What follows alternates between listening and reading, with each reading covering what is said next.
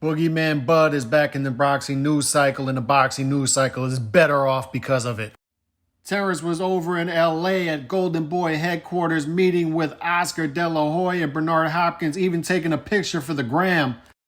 So now, naturally, rumors are abound that Bud Crawford could possibly be signing a multi-fight deal with Golden Boy.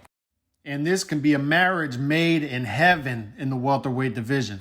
Before we go into what the picture could look like for Bud Crawford short-term and long-term if he were to go over to Golden Boy, let's first look at the landscape of the current welterweight division.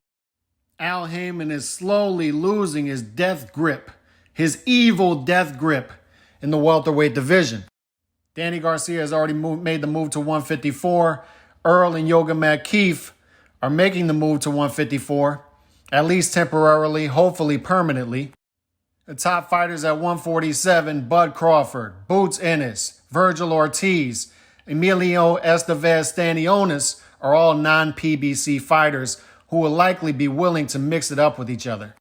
This is great for a division that has been stagnant for at least half a decade.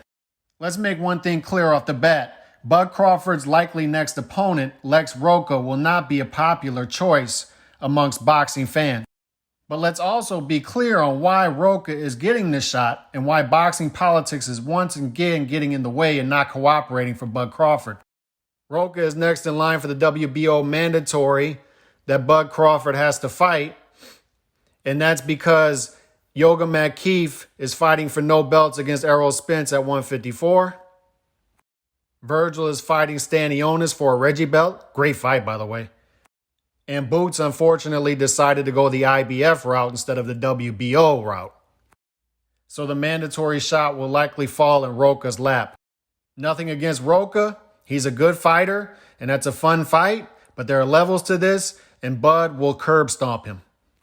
So the intriguing part of a Golden Boy deal for Bud Crawford wouldn't be the front end.